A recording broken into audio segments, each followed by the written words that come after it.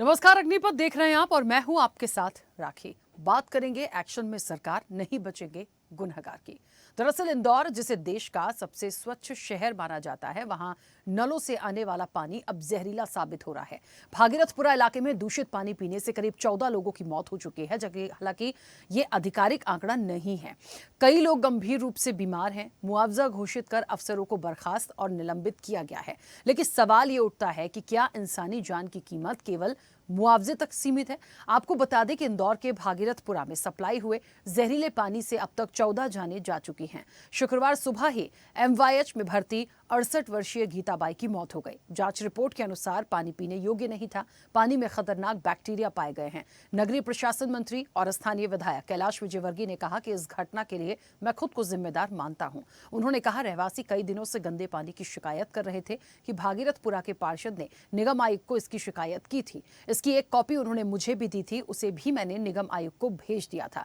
दूषित पानी पीने से हुई मौत के मामले में मध्य प्रदेश हाईकोर्ट की इंदौर पीठ ने राज्य सरकार और नगर निगम को कड़ी फटकार लगाई है और एक जनहित याचिका पर आज सुनवाई हुई है, जिसमें नगर निगम ने स्टेटस रिपोर्ट दाखिल की है। अब 6 जनवरी को अगली सुनवाई होगी। कोर्ट ने इसे गंभीर लापरवाही करार देते हुए कहा कि जनता के स्वास्थ्य और जीवन के साथ खिलवाड़ बर्दाश्त नहीं किया जाएगा। उधर राष्ट्रीय मानवाधिकार आयोग ने भी इस पूरे मामले पर संज्ञान लेते हुए राज्य के मुख्य सचिव को नोटिस जारी कर 2 सप्ताह में जवाब मांगा है। मुख्यमंत्री डॉक्टर मोहन यादव के निर्देश पर नगर निगम के एक सब इंजीनियर को बर्खास्त किया गया है, जबकि एक जोनल अधिकारी और एक सहायक इंजीनियर को पहले ही निलंबित कर दिया गया था। वहीं आज इंदौर नगर निगम के अपर आयुक्त को हटाने के निर्देश दिए गए हैं। साथ ही निगम आयुक्त को कारण बताओ नोटिस भी जारी किया गया है।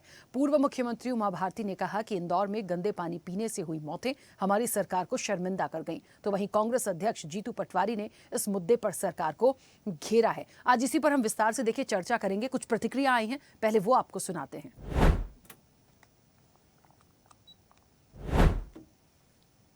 प्रॉब्लम है क्या पूछो मत। ये चौक होता है तो पूरा हमारे घरों तक गंदगी भर आती है। पीछे आप देखो पूरा गटर लाइन भेड़ी, पीछे इतनी स्मेल आती कि बच्चे बीमार हो गए मेरे उल्टी से। भैया ये गली पूरी भरी रहती है और ये चैम्बर भर जाता है और पानी पूरा बदबूदार आ रहा पानी। क्या क्या कर सकते, वही उबाल के पी रहेंगे। मेरे बच्चे मैंने गांव भेज दिए क्योंकि मेरे रेंट के मकान में रहता हूं और वो थोड़ी दिक्कत आ रही थी। अभी जो वायरस फैला हुआ इसकी वजह से मैंने बच्चों को गांव भेज दिया है। दिक्कत ये है कि हमारे पीछे वाली महावीर स्कूल के पीछे वाली गली में घरों में पानी आ रहा है, बदबूदार पानी आ रहा है, चेम्बर साफ ही नहीं हो रहे हैं, इतना कचरा ढेर लगा है, कोई साफ करने वाला नहीं है। हमने कहा कि सरकार किसी भी हालत में और किसी प्रकार की लापरवाही को बर्दाश्त नहीं करेगी और खास करके सभी क्षेत्रों के अंदर जहां भी पानी से संबंधित शिकायत है उसको और अच्छे से जांच कर ले और भविष्य में ऐसी नौबत ना आए इसका प्रबंधन भी करें।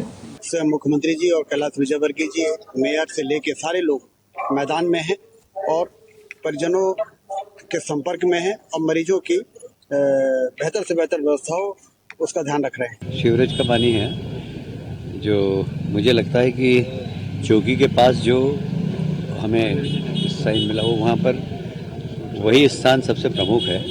बाकी भी हम 100% चेक करेंगे। देखिए, जो प्रशासन जो आंकड़ा जारी करता है वो जो मेडिकल जो पुष्टि होती है उसके आधार पर करता है, तो उसके अनुसार अभी तक 5 लोग की दुखद मृत्यु इस घटनाक्रम में हुई है।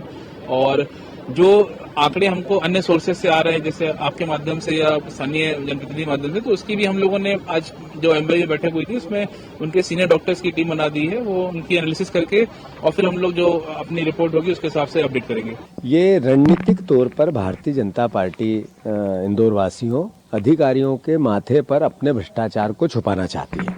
मैं आप सबसे आग्रह करना चाहता हूं कि अधिकारी भी दूध के धुले नहीं है। लगातार यहाँ बैठे हुए हैं तो भ्रष्टाचार के हिस्सेदार हैं। की जो मांगे हैं उन पर सुनवाई के लिए कोर्ट ने 6 जनवरी की तारीख नियत की, क्योंकि इसमें हमने मुआवजे की मांग की है, दोषी अधिकारियों पर आपराधिक मुकदमा दर्ज करने की मांग की है, क्योंकि उनकी लापरवाही के चलते जो इंजीनियर है और अधिकारी है उनकी लापरवाही के चलते ये दुखद हादसा हुआ है और लोगों की मौत हुई है। इसके जो भी जिम्मेदार हो उन पर आपराधिक मुकदमा दर्ज करने की भी हमने मांग की है। जिस तरीके से इंदौर का पूरा मामला हमारे और आपके सामने आया, दूषित पानी से कई लोगों की जान गई है। ये सवाल तो है, कौन जिम्मेदार है इसके लिए? जो सरकार की तरफ से, प्रशासन की तरफ से किया जाना था वो तो कर चुके हैं, लेकिन क्या सिर्फ उससे पूर्ति हो जाएगी? बहुत सारे सवाल हैं, सीधे चर्चा पर चलेंगे। मेहमान जुड़े हैं, सबसे पहले आपका परिचय करा दें। अजय पाटीदार हमारे साथ जुड़े हैं, आरटीआई एक्टिविस्ट हैं। अजय जी, बहुत स्वागत चर्चा में जुड़ने के लिए। सुधींद्र मोहन शर्मा हमारे साथ जुड़े हैं, जो पूर्व राष्ट्रीय नोडल अधिकारी हैं पेयजल सुरक्षा भारत सरकार के। सुधींद्र जी, आपका भी बहुत स्वागत है। और जल विशेषज्ञ हैं सुभाष चंद्र पांडे। सुभाष जी, आपका भी बहुत स्वागत है। मैं चर्चा की शुरुआत सबसे पहले अजय जी आपसे ही कर रही हूँ। एक लाइन का सवाल है, हमारे पास थोड़ी सी आज समय की सीमा है। एक महत्वपूर्ण लाइव था हमारा जबलपुर से, तो मैं चाहती हूँ मेरे शब्द और प्रश्न बहुत छोटे से होंगे, लेकिन इस पूरे विषय पर कम शब्दों में यदि हम बहुत सार्थक एक निष्कर्ष निकाल पाएं कि क्या हो सकता है तो बहुत बेहतर होगा। तो अजय जी, बहुत छोटा सा सवाल, इस पूरे विषय को आप कैसे देखते हैं? कौन जिम्मेदार है? शासन प्रशासन की तरफ से जो कुछ भी किया गया है या जो भी कहने के लिए आश्वासन दिया गया है, क्या महज उन चीजों से इन चीजों को दुरुस्त किया जाएगा?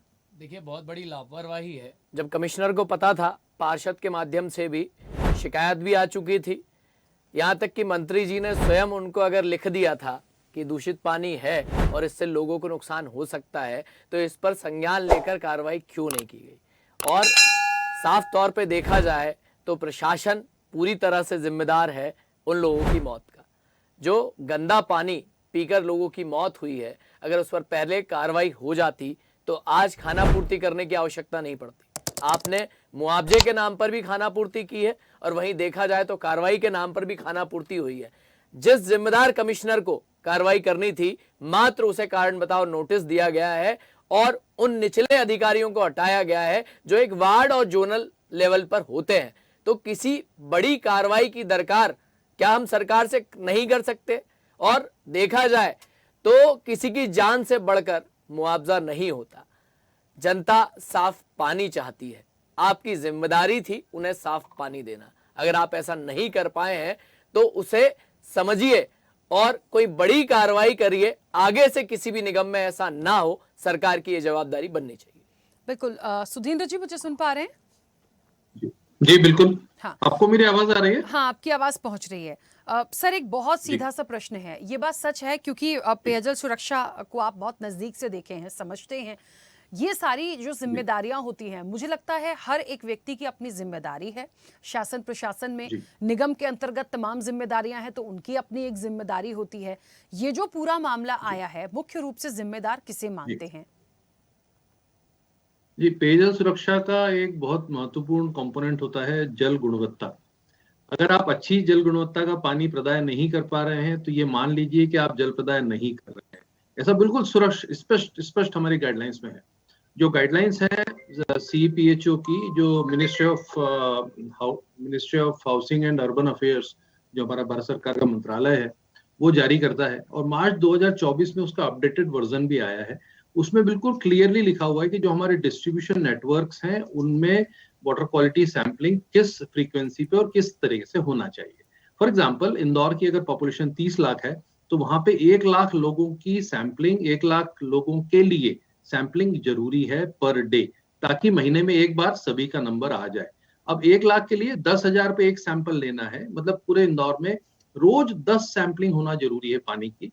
और उस सैंपलिंग में क्या क्या होना चाहिए? देखिए, उस सैंपलिंग में आपका सल्फेट्स है, TDS है, pH है, हार्डनेस है, कॉलीफॉर्म भी है, मतलब माइक्रोबायोलॉजिकल टेस्ट भी है। ऐसा नहीं कि खाली आपके केमिकल टेस्ट भी है, तो माइक्रोबायोलॉजिकल टेस्ट भी है। और ये अगर रोज होते हैं तो पूरा इंदौर 30 दिन में कवर होता है। तो अगर हम ये मान लें कि 10 सैंपल्स रोज टेस्ट हो रहे हैं और 30 दिन में 300 सैंपल कलेक्ट होते और एनालाइज होते, तो ये नौबत यहाँ तक नहीं आती। लेकिन आप रिकॉर्ड चेक करवा लीजिए, मुझे नहीं लगता कि हमारी लेबोरेटरीज में किसी ने 300 सैंपल पर मंथ कलेक्ट और एनालाइज किए होंगे। तो जिम्मेदारी है सर्विलेंस की। ग्राउंड वाटर क्वालिटी सर्विलेंस बहुत बड़ा मुद्दा है और इसको हम अक्सर निगलेक्ट कर जाते हैं। ये मान के चलते हैं कि हमने क्वांटिटी दे दी पानी की, हमको रोज सभी को 135 लीटर प्रति व्यक्ति प्रति दिन पानी देना है, 135 LPCD बोलते हैं उसको, हम बस उतना दे दिया तो हमारा कर्तव्य पूरा हो गया। ऐसा नहीं है। इंदौर में तो 135 के बजाय 260 भी मिलता है कई बार, लेकिन अगर अच्छी गुणवत्ता का नहीं है तो 260 का कोई अर्थ नहीं है। तो ये हमको मानना पड़ेगा कि जल गुणवत्ता का जो नियंत्रण है, जल गुणवत्ता की जो मॉनिटरिंग है, वो बहुत जरूरी है, वो होना चाहिए थी। दूसरा, जो हमारे पाइपलाइंस हैं, जो चाहे वो ड्रिंकिंग वाटर के लाइन्स हो, चाहे सीवर वाटर के लाइन्स हो, उनकी भी मॉनिटरिंग जरूरी है और उनकी मैपिंग जरूरी है। आपको आश्चर्य होगा जानकर कि हमारे किसी भी नगर निगम में मध्य प्रदेश में एक एक्यूरेट मैप हमारी वाटर लाइन्स का नहीं है। तो ये बड़े आश्चर्य की बात है। और जब ये नहीं होते हैं तो फिर जो आप कंस्ट्रक्शन कर रहे हैं, जो आप अंडरग्राउंड दूसरी एक्टिविटीज कर रहे हैं, चाहे वो फाउंडेशन खोद रहा हो कोई, या कोई दूसरा व्यक्ति अपनी पाइपलाइन डाल रहा हो, उससे जो आपकी पाइपलाइंस को नुकसान हो रहा है उस बारे में आप कुछ भी कहने की स्थिति में नहीं रहेंगे, क्योंकि आपने वो मैप आपके पास है ही नहीं, आप प्रोवाइड नहीं किया। तो जिम्मेदारी अधिकारियों की भी है, जिम्मेदारी जो नेतृत्व है उसकी भी है, जिम्मेदारी कलेक्टिव होती है। इसमें तो हम किसी एक की जिम्मेदारी नहीं मान सकते, ये कलेक्टिव रिस्पॉन्सिबिलिटी है। और जो ट्रिकल डाउन अप्रोच है हायरार्की में, कि सबसे ऊपर जो अधिकारी है उसके ऊपर पूरे इंदौर की जिम्मेदारी है, उसने डेलीगेट किया हुआ है पावर्स को अपने जोन में और वार्ड्स में और फर्दर सब जोन्स में, तो जो जिम्मेदारी है वो नीचे नीचे बढ़ती जाती है। तो ये डेफिनेटली है कि वहाँ के जो अधिकारी थे या जो भी क्षेत्र के अधिकारी थे उनकी जिम्मेदारी सबसे ज्यादा थी, लेकिन जो पॉलिसीज हैं उनको लागू न कर पाना, ये किसकी जिम्मेदारी है, इस पे भी बात होनी चाहिए। बिल्कुल। सुभाष जी, मुझे सुन पा रहे हैं? चलिए, सुभाष जी हमारे साथ कनेक्ट नहीं है, लेकिन एक चीज़ बड़ी महत्वपूर्ण जो सुधींद्र जी ने बोली है, अजय जी, इन्हीं सब चीज़ों को यदि आगे बढ़ाना हो, जो एक सुझाव के तौर पर भी अभी सुधींद्र जी बता रहे थे, मुझे लगता है मॉनिटरिंग तो होनी ही चाहिए। ये बात बिल्कुल सच है कि पानी दे देने भर से नहीं होता। आपको बिल्कुल कहते हैं ना कि लैब में यदि पानी की टेस्टिंग कैसी है, मैं तो कह रही हूँ आप यदि प्रॉपर पाइपलाइंस या सीवरेज की पाइपलाइंस जो होती हैं या पानी की जो पाइपलाइन है, आप निगम की जिम्मेदारी क्या है? यदि जिम्मेदारी साफ और स्वच्छता की है, वो इंदौर जो हमेशा स्वच्छता में नंबर 1 रहता है, वहां से यदि ये चीजें आएंगी तो ये सिर्फ एक मामला नहीं है, ये सबको शर्मिंदा करने वाला है कि जिस पानी, कहते हैं ना कि जल जीवन है, यहाँ तो जल से ही लोगों की जान चली गई। तो ये तो खुद एक बहुत गंभीर मंथन करने की चीज है।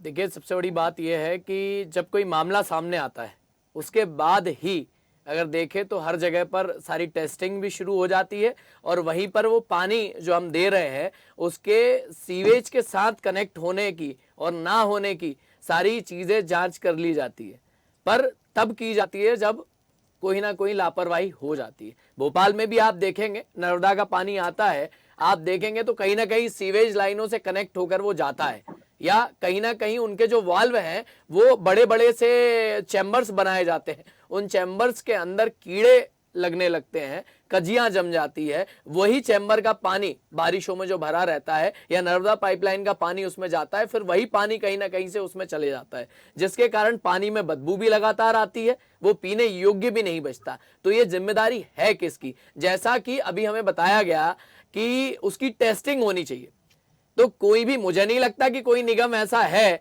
जिस हिसाब से साहब ने बताया है वैसे टेस्टिंग हो रही होगी।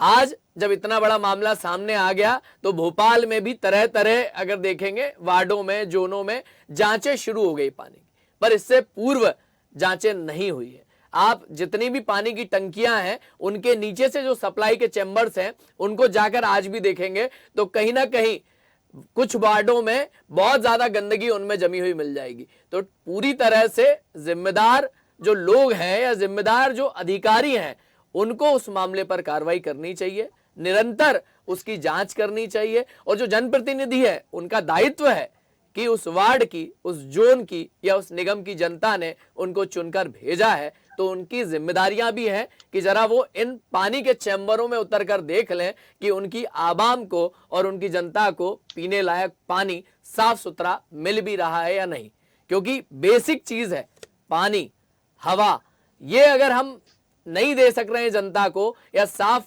नहीं पहुंचा पा रहे हैं तो कहीं ना कहीं देखा जाए तो हमारे राजनीतिक जो प्रतिनिधि हैं वो जिम्मेदार होंगे।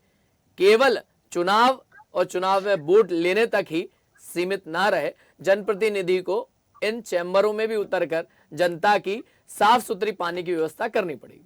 बिल्कुल। एक छोटा सा सवाल मेरा और सुधींद्र जी, जैसे कि अजय जी ने एक चीज को आगे बढ़ाया इस बात को कि जो जनप्रतिनिधि हैं उनकी भी जिम्मेदारी होती है, मुझे ऐसा लगता है इस घटनाक्रम में जो इंदौर से आया, यहाँ रहवासियों ने पार्षद से कहा, पार्षद से चीजें आगे तक बढ़ी, वहां से चीजें और आगे बढ़ी। कैलाश विजयवर्गीय जी जो जिम्मेदारी के साथ वहां के स्थानीय विधायक भी हैं, उन्होंने खुद इस चीज को लिया और कहा है कि मैं पूरी घटना की जिम्मेदारी खुद लेता हूं, अपने आप को जिम्मेदार मानता हूं, क्योंकि मेरे पास चिट्ठी आई, उस चिट्ठी को मैंने निगम आयुक्त तक फॉरवर्ड किया। अब हुआ क्या कि जिसने नजदीक से उस समस्या को देखा उसने तो समझा, लेकिन चिट्ठी चिट्ठी चिट्ठी जिम्मेदारों तक पहुंची, लेकिन उस जिम्मेदार ने चिट्ठी पर क्या किया? शायद उसको बहुत लाइटली लिया गया, इसलिए ये तस्वीरें हमारे और आपके सामने आई। मुझे लगता है यदि कोई व्यक्ति या जनप्रतिनिधि के माध्यम से यदि कोई कंप्लेन दूषित पानी की या सीवर लाइन की या किसी भी चीज की करता है, यहाँ तो प्रॉपर तरीके से टीम काम करती है। तो यदि आप हफ्ते, 10 दिन, 15 दिन, 20 दिन में एक बार खुद से जाके मॉनिटरिंग कर लें, चीजों को दुरुस्त कर लें, पाइपलाइन चेक कर लें, तो शायद ये नौबत ना आए। लेकिन सर मुझे भी नहीं लगता कि इस तरह से काम होता होगा, क्योंकि हो रहा होता तो ये तस्वीर तो नहीं आती। जी, इसमें एक बड़ी बात जो है, और वो पूरे भारत में है, केवल इंदौर में या मध्य प्रदेश में नहीं है, पूरे भारत में है, कि हमको जब तक पानी के प्रति रेस्पेक्ट नहीं होगा, हम लोग पानी को टेकन फॉर ग्रांटेड लेते हैं। हम लोग पानी को बिल्कुल मानते हैं कि पानी से संबंधित शिकायतें जो है वो बिल्कुल भी महत्वपूर्ण नहीं है, क्योंकि हमको आमतौर पे पानी से कोई इतनी बड़ी शिकायत नहीं हो जाती है। कहीं पे सड़क पे गड्ढा है, कोई मोटरसाइकिल उसमें गिर गई, जनहानि हो गई, तो इसलिए वो सड़क के गड्ढे को भरना हमारी प्राथमिकता है। कहीं पर इलेक्ट्रिक लाइंस हैं या बिजली की व्यवस्था करनी है, वो हमारी प्राथमिकता में आती है। लेकिन पानी के प्रति रेस्पेक्ट, जल स्रोतों के प्रति, जल प्रदाय के प्रति, जल प्रदाय सिस्टम्स के प्रति जो रेस्पेक्ट हमारे दिल में होना चाहिए, जो प्रायोरिटी हमारी फिक्स होनी चाहिए, वो नहीं है। आप जाके देखिए किसी भी नगर निगम के कार्यालय में जो जल प्रदाय का जो कार्यालय होगा, उसकी स्थिति देख लीजिए, वो कोई बहुत अच्छी जगह नहीं स्थित होगा, उसके प्रति कोई बहुत अच्छा रुख भी नहीं होगा, क्योंकि जनरली ये मान लिया जाता है कि पानी देना है भाई, आपने नर्मदा से पानी लाया या तालाब से पानी लाया, उसको ट्रीट किया और भेज दिया है, उसमें करना क्या है। इन 2 दिन पानी नहीं भी मिला तो कोई फर्क नहीं पड़ना है। हमारे यहाँ तो बाकायदा सिस्टम्स बने हुए हैं कि साहब पानी नहीं आए तो इस नंबर पे पार्षद जी को फोन करिए, टैंकर भिजवा दिया जाएगा। मतलब पानी रोज भेजना भी जरूरी नहीं है, टैंकर से आ जाएगा। तो ये हमको समझना पड़ेगा कि ये हमारे मानसिकता में बैठना चाहिए कि अगर हमको पानी के प्रति रेस्पेक्ट रखेंगे तो ही पानी हमको इस तरह की मुसीबतों से बचाएगा, नहीं तो ये बहुत बड़ी घटनाएं कभी भी हो सकती हैं। मैं आपको बताऊं, उसमें जो हमारे इंदौर में भागीरथपुरा में, मैं इंदौर में ही रहता हूँ, भागीरथपुरा मेरे यहाँ से 5.5 किलोमीटर दूर है, तो मैं तो भयभीत हूँ कि वहां पे हैजा और कॉलेरा के कीटाणु मिले हैं, विषाणु मिले हैं। अब अगर हैजा के विषाणु मिले हैं पानी में मेरे घर से 5.5 किलोमीटर दूर, तो वो कभी भी ट्रेवल करके पानी के पाइपलाइन के साथ में आ सकते हैं। तो ये जब इतनी विषम परिस्थिति हो जाए, तब हम पानी के प्रति जागे, तब हम पानी के स्रोतों के प्रति और पानी पे काम करने वाले लोगों के प्रति हमारा आदर सम्मान बढ़े। कब बढ़ेगा? अभी तक तो हम पानी पे काम करने वाले इंजीनियर्स को या वो टेक्नीशियंस को भी कोई बहुत ज्यादा अच्छे नजरिए से या बहुत रेस्पेक्टफुली नहीं देखते हैं। तो ये हमको चेंज करना पड़ेगा माइंडसेट। दूसरा एक बड़ा सवाल जो खड़ा हो गया है इंदौर में इस घटना के बाद, वो है हमारे इमरजेंसी ऑप्शंस। किसी भी विकसित देश में, भारत विकसित देश की तरफ बढ़ रहा है, ये निश्चित मानिए आप। विशेष रूप से पश्चिमी भारत और पश्चिमी मध्य प्रदेश, जहां मैं इंदौर में रहता हूं, यहाँ पे और बाकी शहरों की इंफ्रास्ट्रक्चर में बहुत फर्क है, मैं मानता हूँ। तो यहाँ पे हमारे पास में इमरजेंसी ऑप्शंस के नाम पे कुछ भी नहीं था। जब 30 तारीख को सुबह ये खबर आई कि दूषित पानी पीने से 3 लोगों की मौत हो चुकी है, अनकंफर्म था, बाद में कंफर्म हो गया, तो सबसे पहले जो मैंने इंटरव्यू दिया उसमें यही बोला कि हमारे इमरजेंसी ऑप्शंस एक्टिवेट होने चाहिए। इमरजेंसी ऑप्शंस यानी ये कि आपके पास में टैंकर्स होने चाहिए, टैंकर्स भी नॉर्मल टैंकर्स नहीं, क्योंकि नॉर्मल टैंकर्स की आप हालत देखेंगे उसके अंदर जंग लगी हुई है। बिल्कुल। नॉर्मल टैंकर्स की आप हालत देखेंगे उसमें भी पानी कंटामिनेटेड आ सकता है। तो बाकायदा आपकी स्टील लाइन टैंकर्स आपके पास होना चाहिए जो इमरजेंसी ऑपरेशंस के लिए आपके पास तैयार होने चाहिए। किसी भी ऐसी स्थिति में सबसे पहले शुद्ध पानी प्रदाय करना जरूरी है। तो इमरजेंसी ऑप्शंस हमारे पास नहीं है। दूसरा, एक बहुत बढ़िया एक्सपेरिमेंट इंदौर में हुआ था जिसमें कम्युनिटी अपना खुद का आरओ प्लांट रन करती थी। तो ये इस तरह की जो एक्सपेरिमेंट्स हैं, इस तरह की जो प्रक्रियाएं हैं, उनको आगे बढ़ाना चाहिए। कम्युनिटी यानी एक मोहल्ले की समिति बनाई महिलाओं ने, उन्होंने अपना आरओ प्लांट डाला, 10 लाख की उसकी कॉस्ट है, बिल्डिंग नगर निगम ने दी, ट्यूबवेल नगर निगम ने दिया, और बढ़िया आरओ का पानी लोगों को मिल रहा है, और वो भी 1 रुपए लीटर। तो ये इस तरह के जो एक्सपेरिमेंट्स हैं वो हमारे पास, मैं ये नहीं कह रहा हूँ कि वो कोई अल्टरनेटिव है इस पूरे सिस्टम का, नहीं, बिल्कुल नहीं है, लेकिन कम से कम एक अल्टरनेटिव अगर होता तो लोग जो गंदा पानी पीने को मजबूर थे, कि आप 18 तारीख को शिकायत कर रहे हो, 26 तारीख तक कोई निराकरण नहीं हो रहा है, तो मजबूरी में लोगों ने वो गंदा पानी पिया, वो नहीं पीना पड़ता अगर हमारे पास इमरजेंसी ऑप्शंस होते तो। 5 महीने के बच्चे को दूध पिलाने के लिए दूध में पानी मिला के पिलाया मां, बच्चे की भी मौत हुई, और वो बेचारा। तो ये emergency options, emergency availability, sustainability, इसी को तो बोलते हैं हम सस्टेनेबिलिटी की बात करते हैं। सस्टेनेबिलिटी क्या होती है? सस्टेनेबिलिटी यही है कि हमारे रिसोर्सेज हमारे पास अच्छे से बिल्कुल, चलिए समय भी हो गया। आप सभी मेहमानों का बहुत शुक्रिया हमारे साथ जुड़ने के लिए।